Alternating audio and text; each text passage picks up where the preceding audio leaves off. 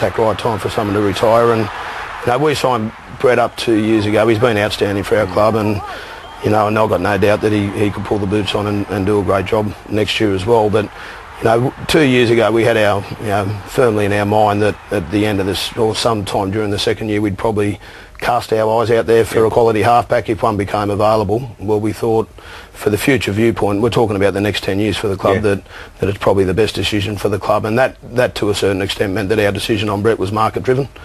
We signed Trent. We believe he's going to be a top class halfback, as I say, for the next 8 to 10 years. So, and the great thing about Noddy, he understands that. He knows it's the best thing for the club, and the club had to look to do that. Are any other positions being looked at for 2011? Yeah, as I said before, I think it's important that we look to just build a little bit of quality and a bit of depth. We're probably looking for a couple of outside backs as well. So, from 1 to 18 or 20, we've shown the last 2 years we're very, very strong, and we probably just want to add a bit of quality to that. Who are your genuine footballers at the club? Every side, it seems, has a lot of soldiers. Who are the genuine football players?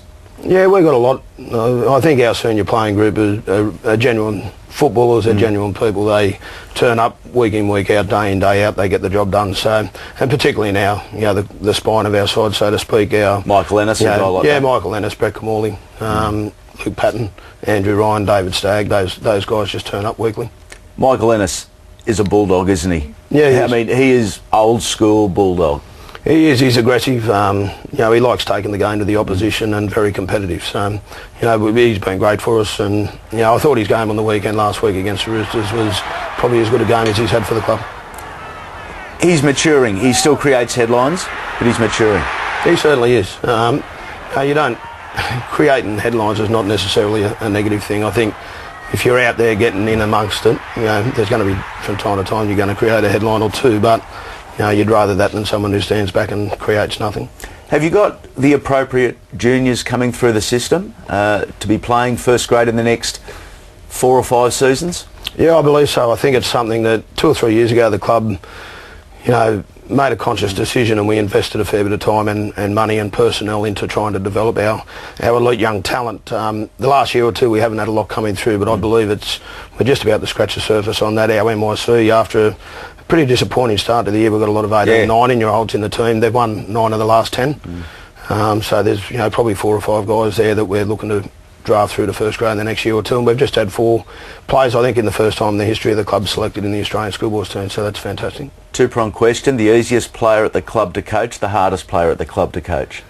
I'll give you a two-pronged answer. I think in some respects it can be the same. I think our senior players, they're the easiest because they turn up daily, they're professional, they're organised, and they are very easy to coach, but in some respects they can be the hardest as well because they challenge you, and I appreciate that as a head coach. I think it's a good thing to have your senior players have input and challenge you as a coach to try and improve the team. Okay, let's take a look at the side you've compiled. This is the Kevin Moore Dream Team. Now, what criteria was this based on? It was a criteria. I just thought I'd look at people that I've actually played with or coached. Both at the Bulldogs, I've had the opportunity to coach at representative level too, so I precluded players that currently play for me for fear of bias. Yeah, for fear of bias. Tell you what, that is as tough a footy forward pack as you're going to get.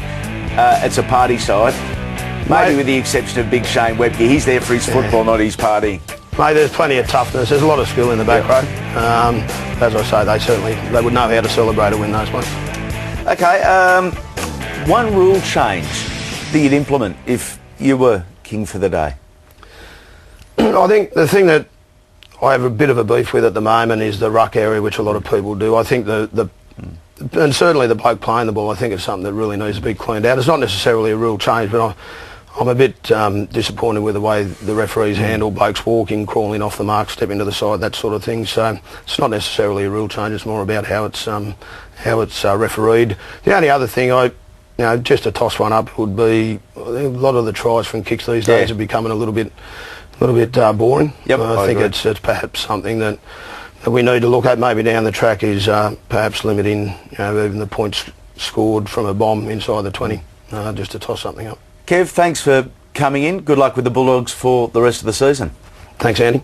Been a pleasure. Now, time for our final break on Tactics. Still plenty more to come, including the army of one Anthony Watmo, who is profiled by his peers And the Broncos and Roosters face off on Monday Night Footy. Carney's in space. He should